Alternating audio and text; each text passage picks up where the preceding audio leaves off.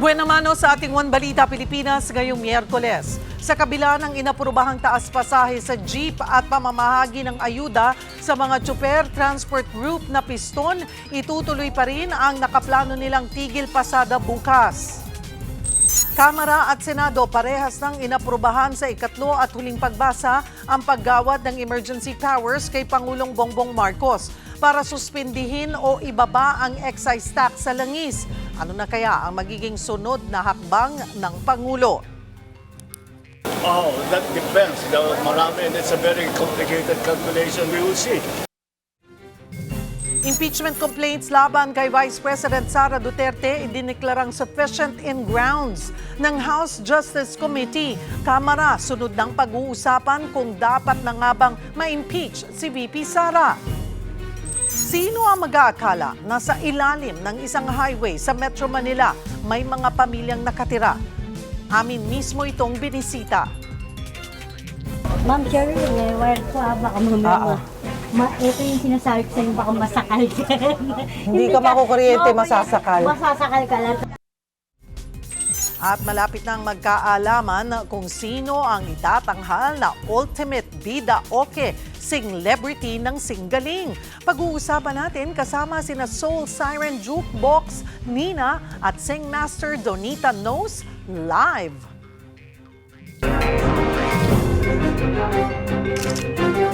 Magandang taghali, Luzon, Visayas at Mindanao. Thank you for joining us. Good afternoon sa mga nanonood sa akin. This has been my guide. Ang buting utang, kumikita sa mga utang, kumikita. Dagsana ang mga paluwa sa kanilang mga probinsya. Hola! One Balita, Pilipinas!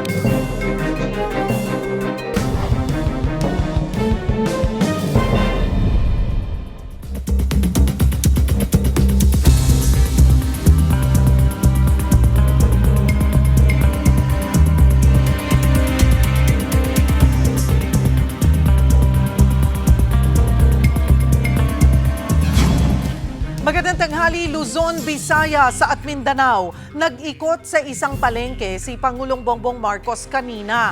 At sa kanyang obserbasyon, normal pa naman daw ang sitwasyon kaya pag-aaralan pa raw ng palasyo kung gagamitin na ang emergency powers na nanggaling sa Kongreso. Para bigyan ng mukha ang balita, Mobile Journal, Julie Baiza. Kabi-kabila man ang pagtaas ng presyo ng bilihin, depende pa raw sa sitwasyon kung gagamitin ni Pangulong Bongbong Marcos ang kapangyarihang suspindihin ang excise tax sa fuel products. Oh, that depends. Marami, and it's a very complicated calculation. We will see. Depends on the trends. We have to watch the trends of oil prices. We just have to look. It's very hard to say because it's all speculation. We don't know how long this will last for. We don't know what the effects are. We don't know what will happen with this change of hormones. Ito ang pahayag ni Pangulong Bongbong Marcos matapos ipasa ng Senado at Kongreso ang bersyon nito ng panukalang pagsuspindi sa excise tax sa produktong petrolyo sa gitna pa rin ng krisis sa Middle East. Mismong si PBBM ang humiling sa Kongreso ng mabilis na pagpapasa matapos sertipikahang urgent ang panukala. And when the situation calls for it, then we will see when to exercise that power and how much, by how much money. Sinabi ito ng Pangulo matapos mag-ikot sa Agora Market sa San Juan. Sa ngayon, normal daw ang presyo ng pagkain at mga bilihin. So that's our main concern. So so far we've been able to keep everything at normal levels. Everything is normal. No need to worry. Our vendors are cooperating. Tuloy-tuloy din daw ang magiging pag-iikot ng gobyerno sa iba't ibang palengke para matiyak ang food supply. Natanong din siya kung ano ang tulong na maibibigay ng gobyerno sa middle class ngayong patuloy ang pagsirit ng presyo ng produktong petrolyo. That's right. That's why we have the authority for the excise tax to move the excise tax. That's why we have asked for several. But what we are worrying about right now is the supply. And the reason we're doing that is that everybody has nagko-conservative sila. Mga kapatid, Mobile Journal Julie Baiza po, hatid ang mukha ng balita. Patuloy ang distribusyon ng financial assistance sa mga kapatid nating tricycle driver na apektado ng mataas na presyo ng langis. Para sa update pagbabalita live mula sa Batasan Hills sa Quezon City, Simon Gualdez. Mon, kumusta yung ikalawang araw ng bigayan ng ayuda dyan?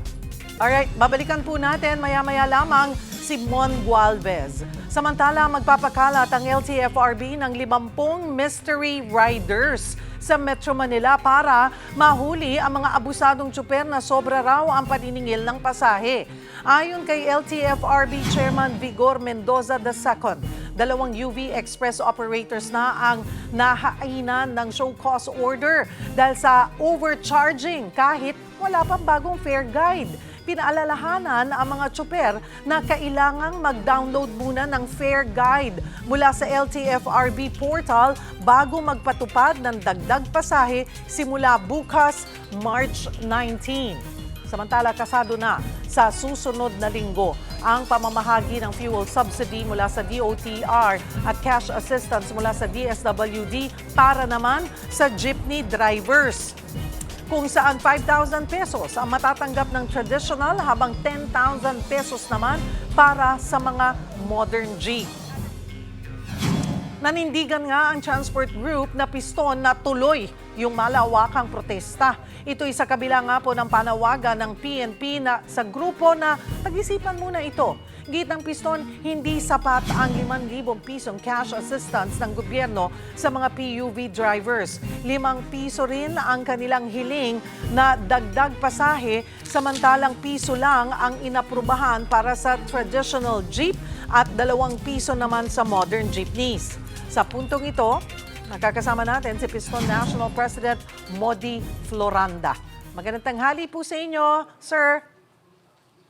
Magandang tanghali po sa inyo at siyempre sa ating mga taga-subaybay, magandang tanghali po sa lahat.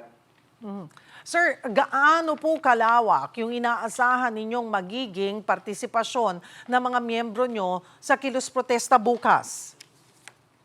Tingin po natin ay itong magaganap na transport strike bukas ay hindi lamang dito sa bahagi ng National Capital Region, kundi maglulunsad din ng iba't ibang ng welga ang mga iba't ibang mga rehiyon sa ating bansa laban dito sa patuloy na napagtaas ng presyo ng petrolyo na kung saan ay talagang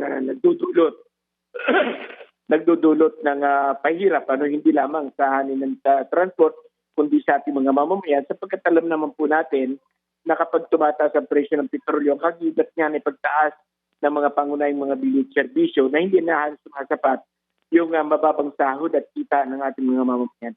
So Modi, klaruhin lamang po natin, tuloy na tuloy yung kilos protesta bukas at this will be nationwide. Gaano karami pong miyembro ang sasali dito? Sa bahagi po natin sa Piston, ay meron po tayong almost 70,000 na miyembro sa buong bansa. Pero labas po sa ating mga kasapian, marami na rin po nagpabot sa atin na mga kooperatiba at mga korporasyon at iba pang mga association na kung saan ay talagang hirap na sila dahil nga dito sa masyadong mataas na presyo ng petrolyo, halos wala na rin silang maiuwi sa kanilang pamilya.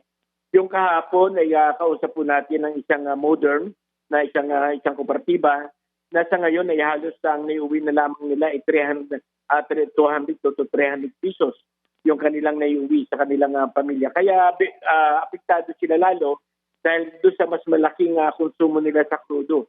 Dahil umaabot po sila ng 60 per liters per day yung kanilang konsumo. So, masasabi niyo po ba na mapaparalisa nga ang transportasyon bukas? Sana ay umabot tayo doon sa buong paralisasyon at hindi lang naman ito mga driver at mga operator yung mag-activities bukas. Marami na rin pong mga sektor at mga commuters ang mismong nagpaabot po sa atin na sila makikita doon sa magaganap na mga transport strike, hindi lamang dito sa NCR, kundi sa iba't ibang bahagi ng ating bansa sapagkat apektado mismo yung ating mga commuters bunga nitong pagsirit ng presyo ng petrolyo. Modi, sabi nyo nasa around 70,000 po na miyembro mayroon ng piston, ano? So, ilang porsyento sa tingin nyo yung makikilahok po tomorrow? Tingin natin ay kung yung sa ating buong kasapian, ay yung ating buong membro, ay ito po ilalahok bukas. Okay, ang sinasabi po ng PNP ay sana'y pag-isipan muna or i-reconsider yung pagsasagawa po nitong kilos protesta tomorrow o yung tigil pasada bukas. Bukas lang po ba ito inaasahan? Isang araw lang po ba ito or mas mahabang panahon, mas maraming araw? Bukas ay mag-uumpisa po tayo, March 19, at sa mga susunod na mga araw ay magkakaroon po ng iba't ibang protesta laban nga dito sa mga seri ng mga pagtaas ng presyo ng petrolyo. At tayo po ay matagal po na tayong nakipagtalastasan sa iba't ibang ahensya ng gobyerno.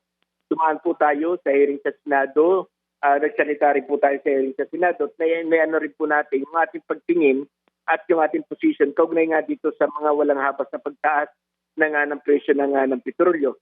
Kaya tayo ay tayo naman ay hindi nagkulang, hindi po tayo nagkulang ng pakipagtalastasan sa ahensya ng pamahalaan. Anong oras po, buong araw ba ang tigil pasada bukas?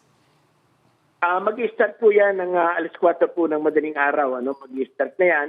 At sa mga ganap ng mga alas 6 ng umaga o alas 5 ay nasa mga masap area at mga 7 o'clock ay magkakaroon po tayo ng programa buong maghapon. At i-assist po natin kung ano yung mangyayari sa susunod na araw.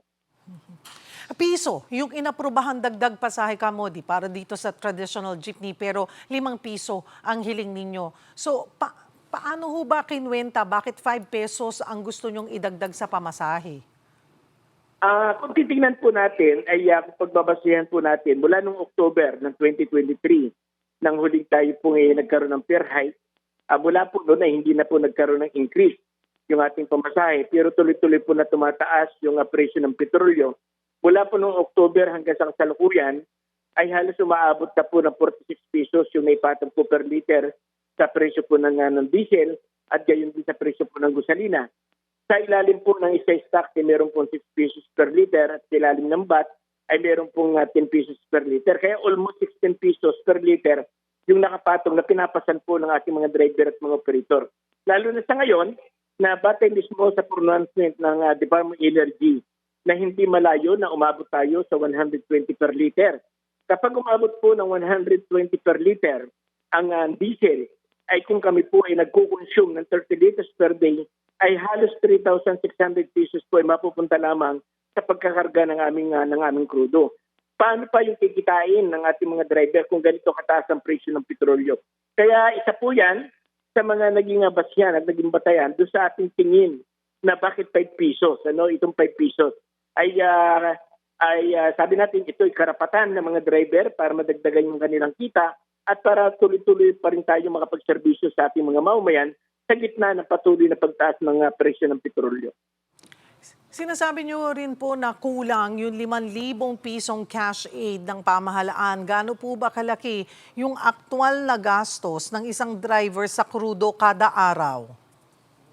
Kapag inano po natin, kung sa ngayon nga iabot ng 100 sa 120 per liter at ibang rehiyon ay nasa 110 na, yung bawat litro, ito pong 5,000 ay kukonsume lamang ng halos 2 araw lamang po.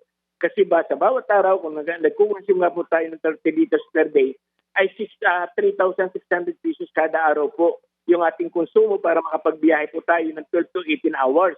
Kaya halos 2 araw lamang po itong 5,000 na sinasabi po ng gobyerno.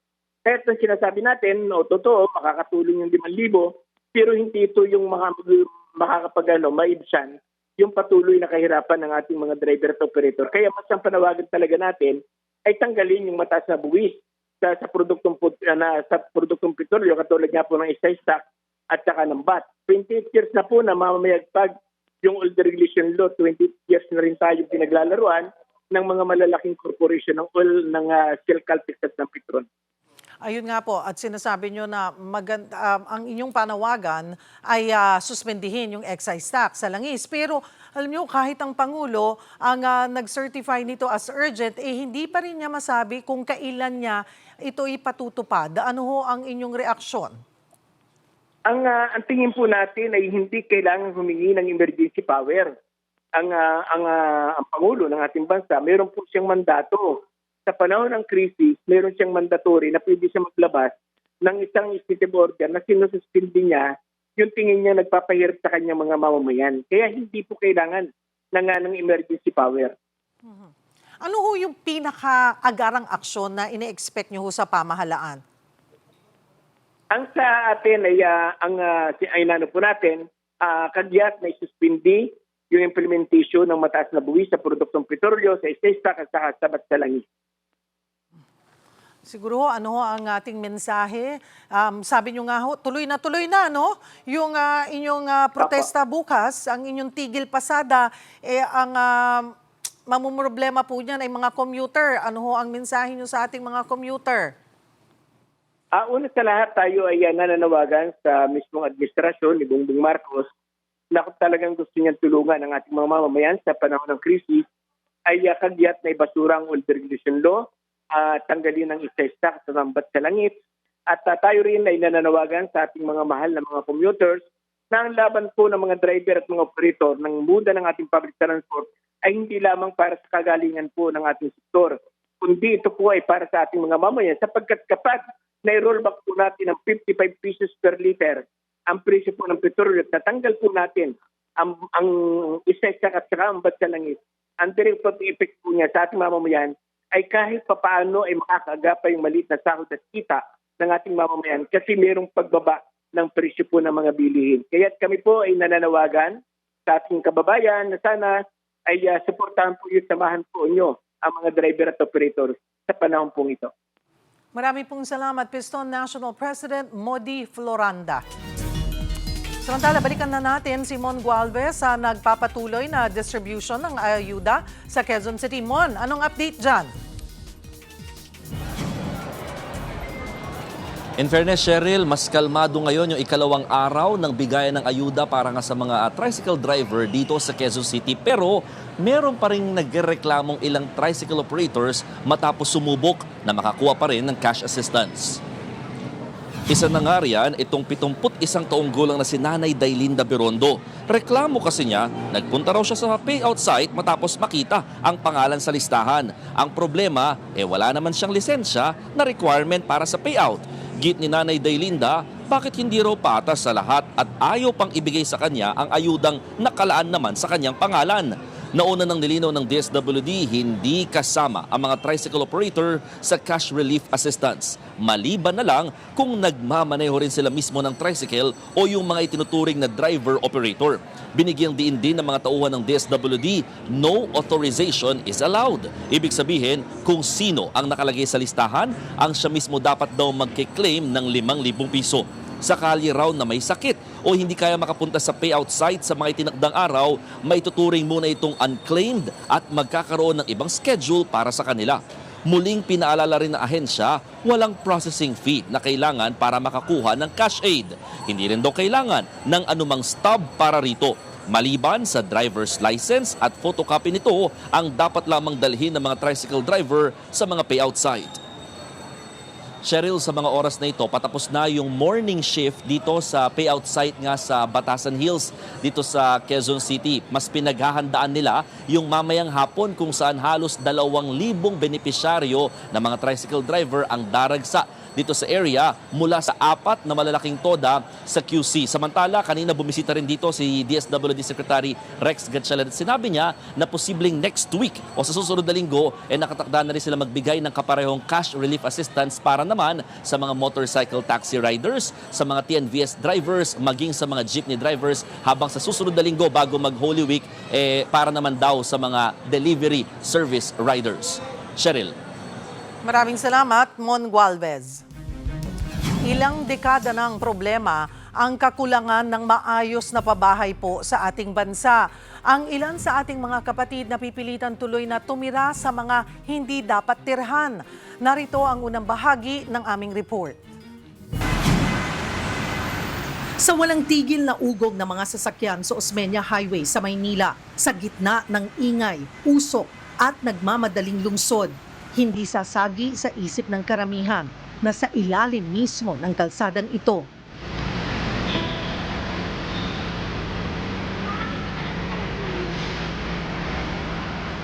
may mga pamilyang tahimik na nabubuhay.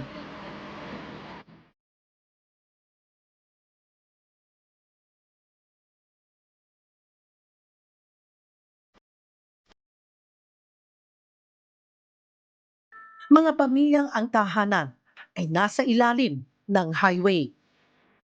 So, nandito tayo sa tinatawag na tunnel community dito sa may San Andres Bukid sa Maynila. Ito, nandito na tayo sa ilalim ng tulay. Ilalim ng tulay, ito sa taas ko ang Osmeña Highway. At ito na si Lea. Hi, Lea. Okay. Pasok tayo dito sa bahay ni Lea. Lea. Okay. Ha?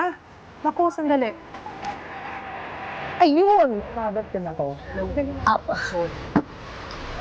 Gumugulo, may nagkausap. Sige lang, okay lang po kahit huwag niyo na pong bubar. Wag, ba't dumihan ng bahay mo? Okay lang po. Ito na po kami. Narinig ko yun, yung ingay. Ayan lang din po Sanay na yan. kayo. Opo, sanay na din po kami sa ganyan. Sa gitna, kahit sa gitna ng tulog nyo, nakakarinig kayo ng Opo. kusina. Minsan pa nga po umalog dito.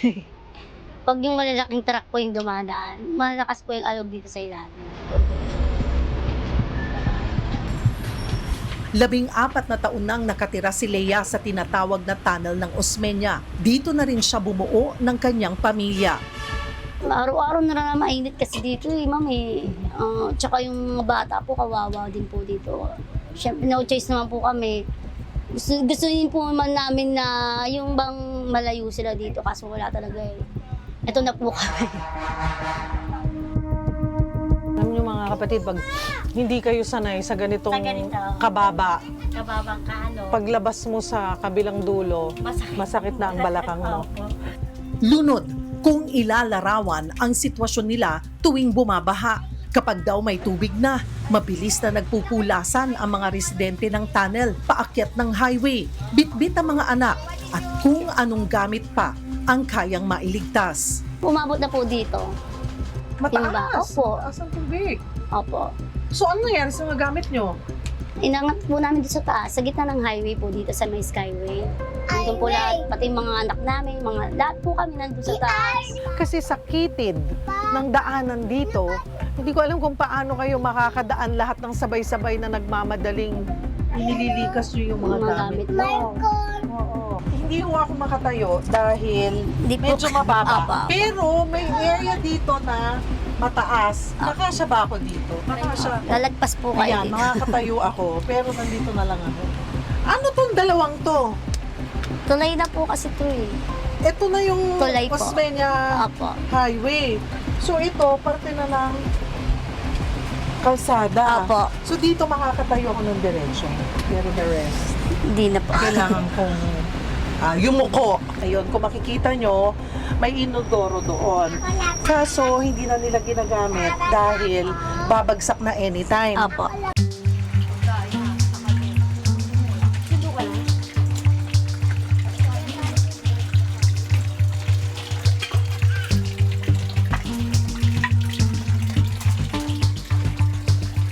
Ito yung kanilang banyo na sharing. Diretso na po yan. So, ito po yung itsura. Ito yung kanilang banyo. Dati, meron dyang inodoro. Kaso nasira. Tama ba, Jaya? Opo, ma'am. Oh, dito na rin sila naliligo. Yung iba po, ma'am, lalo na po yung kababaihan. Pero dahil nasira na, uupo na lang dyan. So, isushoot Opo, ma'am. na lang yung... isushoot na lang yung puwet. Opo, ma'am. Pero pag nahirapan, ganito na lang daw ang gagawin nila. Ma'am, baka po madulas. Ganito na lang. Ay, baka. Diba? Opo, tama po, ma'am. Tama po, ma'am. Ganito na lang. Opo, opo.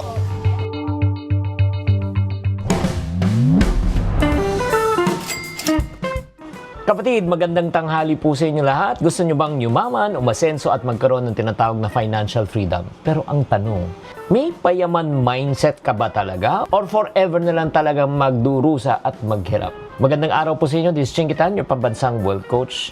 Maraming nagsabi na sanang yayamanin. Oo, di ba umasenso, umunlad. Pero ang tinatanong, kadalasan, hindi naman malinaw ang sagot. Ang pagyaman ng isang tao hindi nag-umpisa sa laman ng kanyang bulsa kung magkano kanyang kinikita. Ito ay nag-umpisa kung paano siya mag-isip. Ang payaman mindset po ay nakafocus po ay hindi po sa panandalian, nagfo-focus yan sa pangmatagalan. Hindi to tinatawag na instant money, instant success, and instant coffee. Ito ay talagang pinagtatrabuhan, pinagtsatsagaan. Para tayo magkaroon ng tamang mindset, ang unang kailangan nating mindset is what we call as delayed gratification. O yung matutubang maghintay, imbis na bumili agad ng mga gusto. Ang unang ginagawa, iniipon, di ba? Tapos yung ipon, anong ginagawa? Nininegosyo. Oo, tapos pag may negosyo, i-invest para lumago pa lalo ang pera. Hindi po short-term ang thinking, kundi long-term ang thinking. Pangalawa, ang mindset ng mga yayamanin, yung tinatawag na ownership. Oo, hindi po parati sinisisi sa ibang tao, sa kamag-anak, kung bakit nang ganun ang kanyang buhay o sa ekonomiya. Tinututukan po niya at kontrolin po ang kanyang sarili. So, anong ginagawa? Nag-upgrade siya ng skills. Pag nag-upgrade ng skills mo, syempre, madadagdagan ng income mo. Pag nadagdagan ng income mo, syempre, gaganda ang buhay mo. Pangatlo, ang yayamanin mindset po ay consistent po. Ibig sabihin consistent, hindi lang siya na-inspire na isang araw, pero tuloy-tuloy niya ginagawa ang isang bagay kahit di niya feel na ginagawa. Ano yung mga bagay na kailangan natin gawin araw-araw?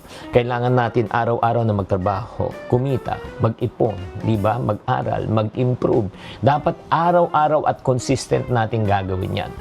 Kaya uulitin po natin kung tayo po ay may delayed gratification, long-term thinking, tapos iniisip po natin na talaga tayo ang magkukusang palo, at pangatlo naman po, tayo po ay consistent. Tsak na tsak ko, darating ang panahon, aasenso ka, uunlad ka, at yayamanin ka. Ikaw, sa tingin mo, meron ka bang payaman mindset? Ano isang bagay na kailangan mo baguhin sa buhay mo para magsimula ka ngayon? Sana nakatulong tong episode na ito. Tatandaan, tamang karunungan, tamang disiplina ang susi sa pagyaman. Susunod, House Justice Committee, tinapos na ang pagdinig ngayong araw hinggil sa impeachment ni Vice President Sara Duterte. Ang update ihahatid live. At social media posts na nagsasabing may umano'y third force at coup plotters sa hanay ng AFP. Pag-uusapan natin kasama ang AFP. Yan at iba pa sa pagbabalik ng One Balita, Pilipinas.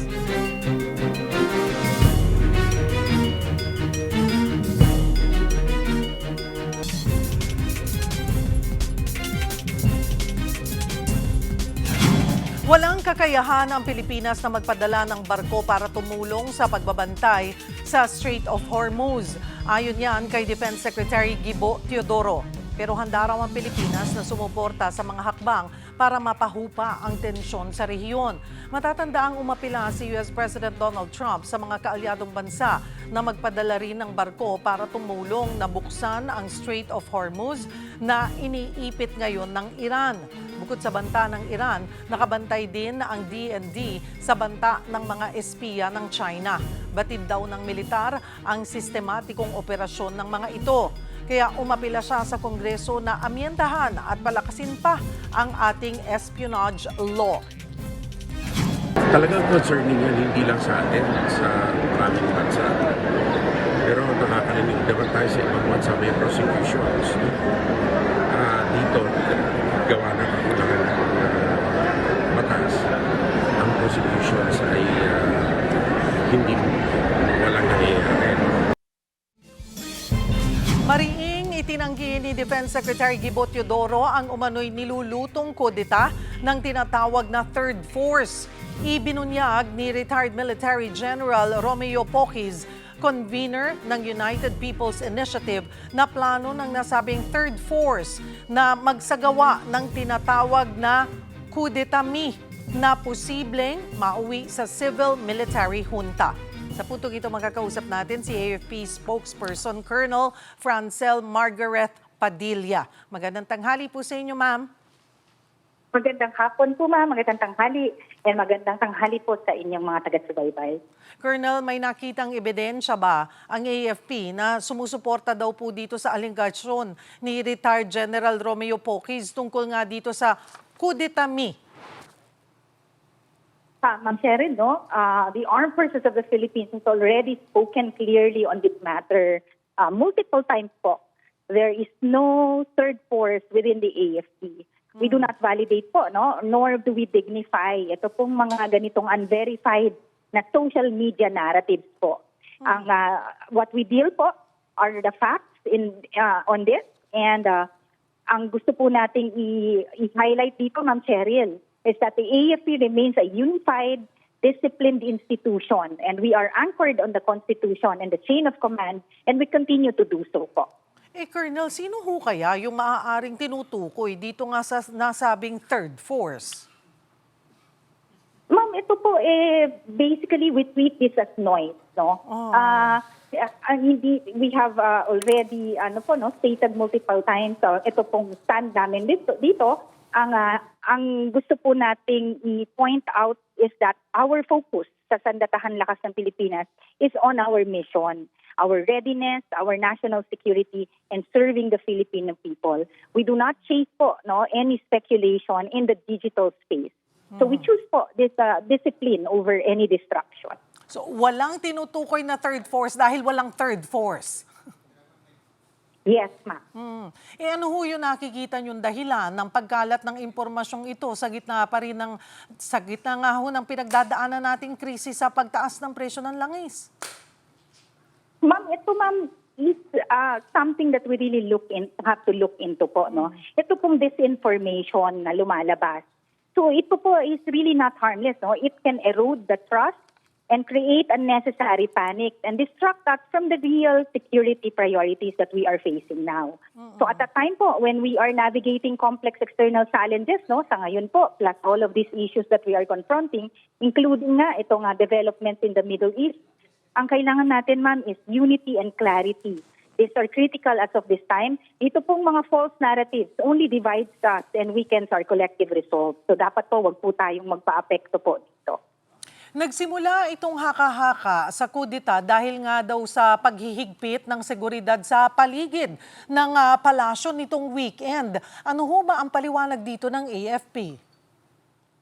These are security protocols that are being implemented. Ito po are the actions of the Philippine National Police and of course ito pong mga security natin in the immediate vicinity, and we lead them po to them na sila po yung nakakaalam, no, yung situation on the ground, and yan po yung reactions po nila. So dito po, ma'am, PNP po ang lead natin dito po.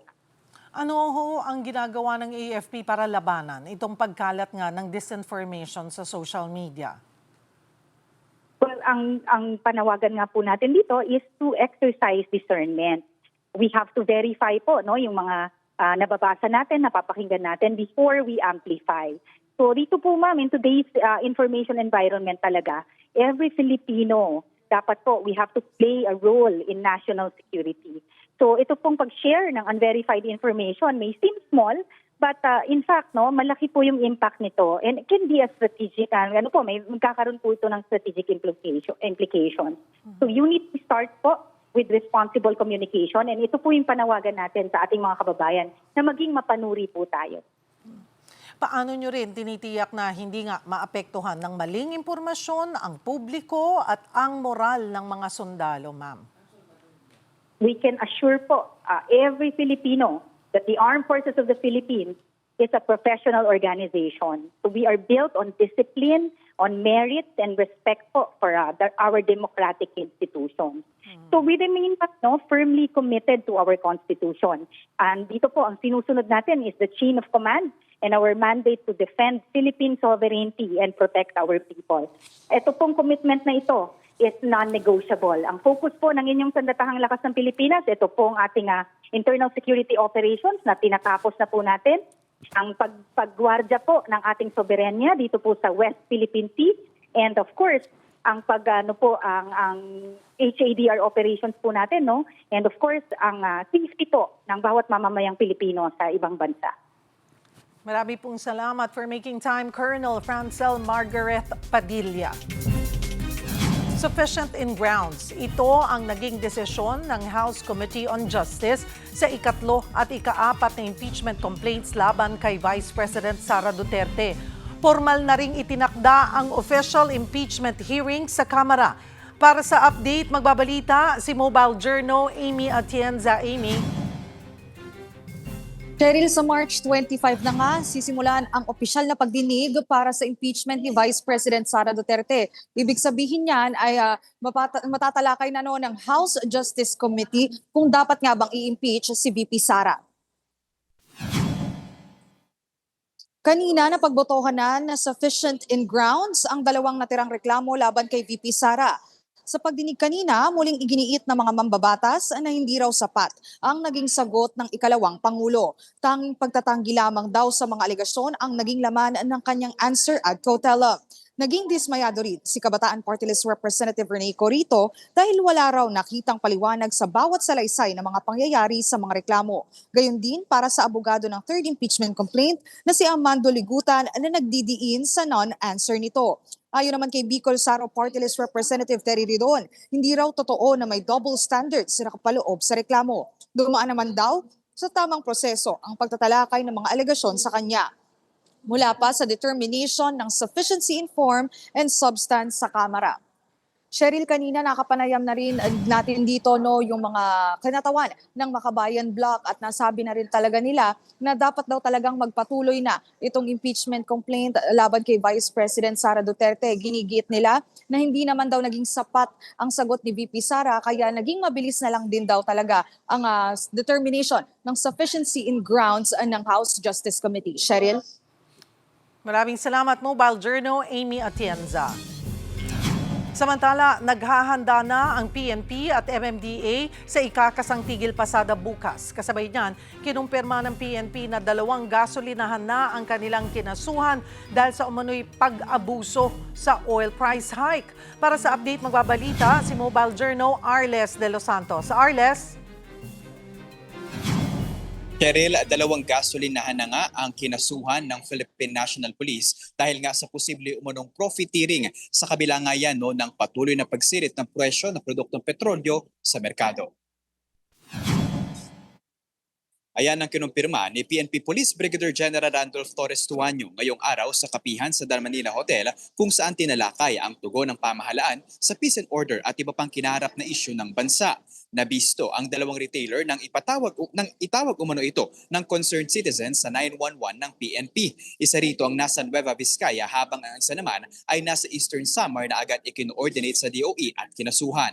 Dahil dito, tuloy-tuloy pa rin ang monitoring ng kapulisan sa posibleng hoarding at overpricing ng mga gasolinahan sa iba't ibang bahagi ng bansa. Kaugnay pa rin ng pagsirit ng presyo ng petrolyo. Nakahanda na raw ang PNP at MMDA sa nakaabang tigil pasada bukas sa mga transport group maging ang posibleng mga kilos protesta. Nagsagawa na raw ng inventory ng mobility asset ang PNP para umalalay sa mga LGU. Habang ang MMDA naman ay nakahanda ng magbigay ng libreng sakay upang hindi maantala ang pagpasok sa trabaho at paaralan lalo na sa NCR.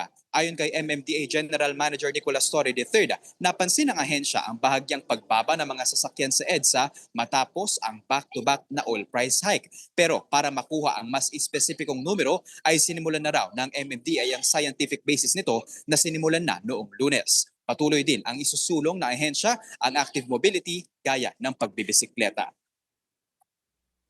Cheryl, nandito rin kanina sa kapihan sa The Manila Hotel si Department of Migrant Workers Undersecretary Bernardo Olalia na sinabing ang nakatakdang magpadala ng panibagong chartered plane ang Embahada ng Pilipinas o ang ating pamahalaan mismo doon nga sa mga bansa sa Middle East kung saan patuloy na naiipit ang ilan nating mga kapatid na overseas Filipino workers habang inihahanda rin nila ang magiging financial assistance at iba pang tulong para sa mga ito. Cheryl. Maraming salamat, Mobile Journal Arles de los Santos. Nananawagan ng tulong ang pamilya ng isang bata sa Taguig. Ang paslit na paralisa dahil sa tuberculosis sa utak. Para bigyan ng mukha ang balita, Mobile Journal, Yeda Pascual. Naparalisa ang isang paslit sa Taguig City dahil sa sakit. Buwan ng Enero, hindi mawala-wala ang lagnat ng 10 taong gulang na si Aldridge Baguio. Ang nakakabahala, tila di tumatalab ang mga gamot. Inabot ito ng 2 linggo, kaya itinakbo na siya ng mga magulang sa ospital. Parang nagsisisure na po siya noon tapos may mga involuntary movement na po siya. Tapos nung sinitiskan nga po siya, yun nga po na may nakita daw na na namamagang part sa utak niya. Bandang kanan ata po yun. Ang diagnosis ng doktor, TB meningitis o tuberculosis sa utak. Sanhi ito ng kaparehas na bakterya na nagdudulot ng TB sa baga. Yun nga lang kumalat ito sa utak. Sa loob ng 1 buwan, na-confine sa ospital ang bata. Tinubuhan na sa utak si Aldridge para di maipon ng tubig. Sa tubo rin siya kumakain para hindi mapunta sa baga. Ngayon, hirap magsalita ang bata at nawala ng puwersa ang kaliwang bahagi ng kanyang katawan. Sa ngayon po, nandito lang po siya nakahiga. Pag ilalabas po namin siya, bubuhatin pa po siya ng daddy niya para mapaarawan sa baba. Hindi pa po siya makaupo talaga. Ito po namin na gumaling na siya para magawa niya na po yung mga dati niya ginagawa. Sabi naman ng mga doktor, mag-i-improve si Aldridge kung tuloy-tuloy ang kanyang gamutan at physical therapy. Pero sa ngayon, ang kanyang tatay Alan na isang traffic enforcer sa Taguig, ang solong breadwinner sa pamilya.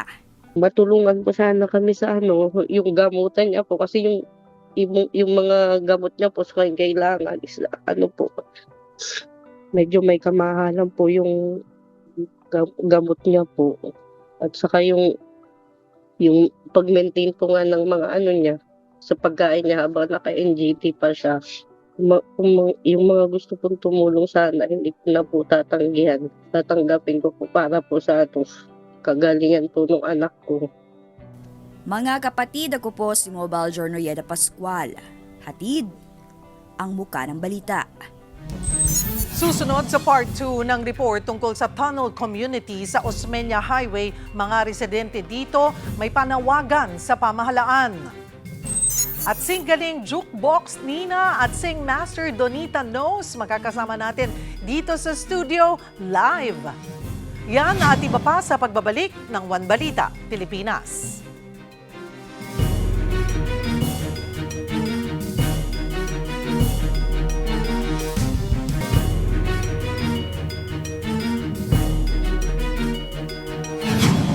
Latak ng pamahalaan, ganyan daw ang pakiramdam ng ilan sa ating mga kapatid na napipilitang tumira sa ilalim ng mga tulay.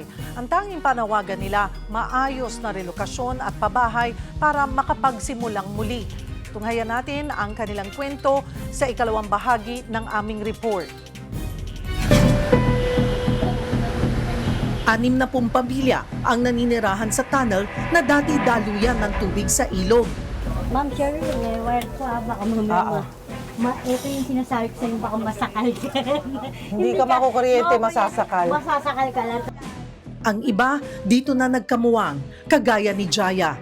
Saksi siya sa 3 dekadang pagbabago ng tinatawag nilang tahanan. At tuwing ayuda season, siya rin ang tumatayong coordinator para raw lahat ng nakatira sa ilalim mabigyan. Actually, pinatatakbo nga po ako ng isa sa ilan mga anak-anakan ko po dito ng Kagawad. Sabi ko po. Kasi katuwiran ko po, ma'am. Yung ginagawa ko, hindi ko naman po kailangan ng posisyon para tumulong sa mas marami. Actually, yung maaring pwede na maging sa akin, ipinauubaya ko pa minsan sa kapitbahay ko. Para lang masabi ko na, eto, sige, okay na wala ako, para lang kayo, hindi nagkaroon ng sama ng loob. Kasi kung minsan, mayroong mga biyaya na kinakapos sa dami nga po namin dito. Hindi naman po lahat nabibigyan.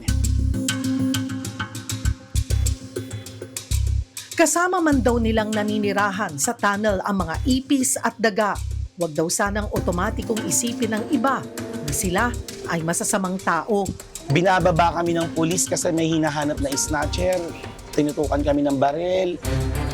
Baka tinatago yung pinagbibintangan kami na nagtatago kami ng mga kriminal na hindi naman namin alam yung ginawa o wala kaming alam dun sa ginawa. Napakasakit po, ma'am. Sobrang masakit. Kaya ako po bilang isang simpleng mamamayan dito sa tinatawag kong latak ng gobyerno, itong area pong ito, nagbavoluntary po ako nakikipag-coordinate sa mga kabarangay natin pati sa kapulisyan na kapag mayroong po mga problemang ganyan, kung dito po sa area nakatira, voluntary ko pong ituturo sa kanila or isinusuko sa kanila yung tao. Sino ang nagbansag ng latak ng gobyerno? Pakiramdam ko po kasi, sa experience po namin dito, pakiramdam ko po kasi, para kaming latak ng gobyerno. Hindi kami napapansin ng maganda. Puro pangit ang imaheng tingin sa amin. Dun sa kilid Lea, nakakatayo pa kayo. Dito sa kanila, ito po.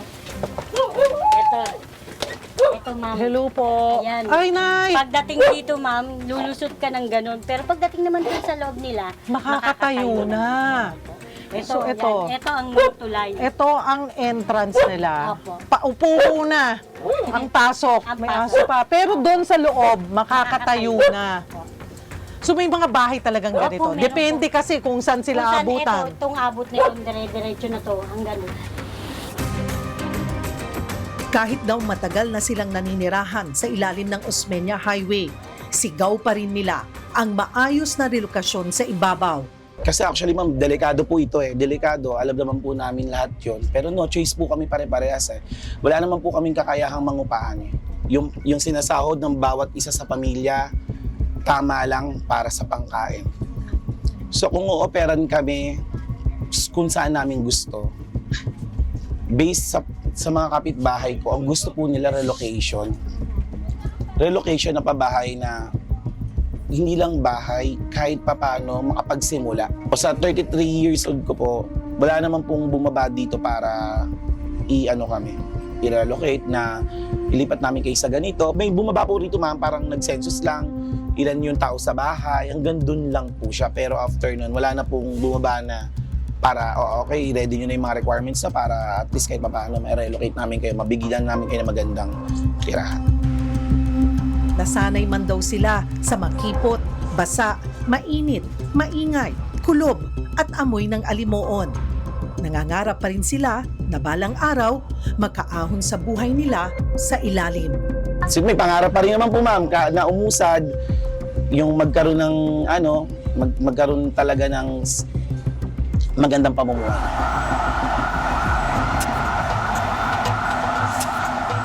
Dito sa ibabaw ng kalsada ng Osmeña, ramdam ang bilis ng daloy ng buhay. Habang ang syudad ay abala sa pag-abante, may mga kababayan pa rin tayong napag-iiwanan sa ilalim. Hindi man nila ginusto ang ganitong klase ng buhay, pero ito ay refleksyon ng matagal ng problema ng bansa. Pagdating sa maayos na tirahan, hanggang ngayon ay wala pa ring malinaw na solusyon. Cheryl Cosim, mukha ng maliliit, isyong malalaki. Dokumentado.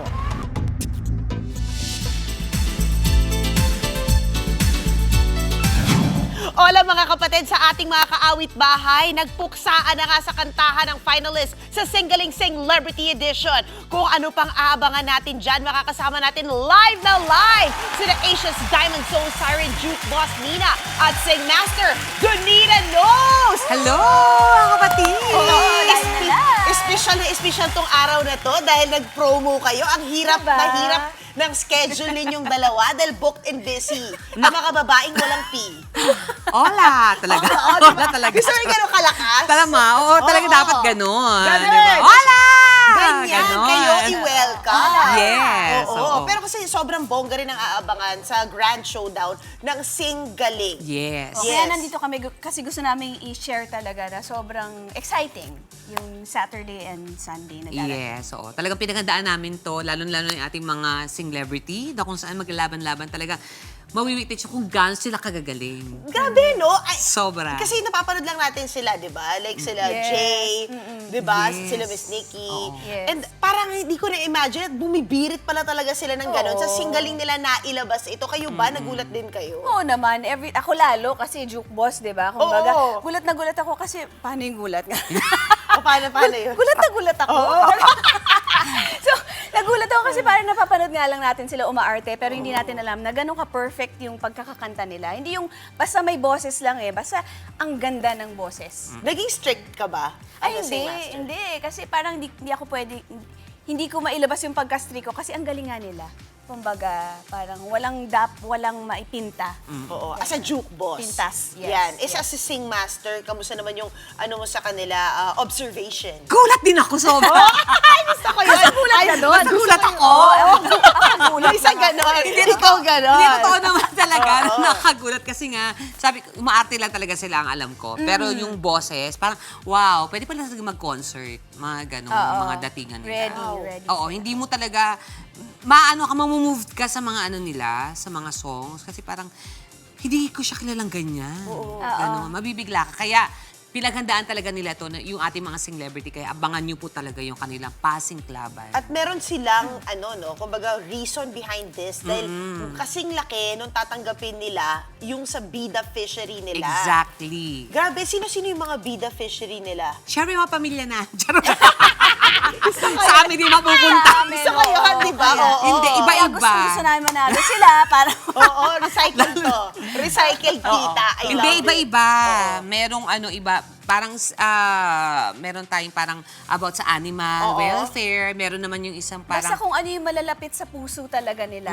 At makikita mo talaga sa kanila na talagang ginagawa nila yun, hindi lang para sa sarili nila, kundi para sa bida fisheries. Kaya lalo nila ginagalingan. Oo. Kasi gusto nila tulungan yung mga bida fisheries I nila. love it. Wait, kayo na makakamusin ko kayo ng very, very light. Kamusta na yung pabahay natin? Ayan, ayun! Diyos ko, ito na nga. Tatlo na. Nagbunga na. Nagbunga. Nagbunga na? Okay naman, oo. Ayun na. Kompleto na yung bahay, charot. Haba ng hair niya today. Oo. So yun ang pinagkakaabalan mo ngayon bukod sa Sandamakmak mong tours. Hindi, may mga tours din. May mga ganun, may mga shows din dito sa Pilipinas. Abangan nyo yung mga shows namin. Nakabangan nyo, marami. Marami. Pero hindi naman naka-apekto yung gulo sa Middle East sa mga schedule ninyo so far? Nagulo kami kasi yun nga, dahil lang mahal ng gas. Nagulo tuloy yung schedule. Imbis na magkukotse. Magmumotor na lang. Akala ko, kuliglig. Charot. Wait, ikaw naman, kamusta Nina? Kamusta yung... Ay, okay siya!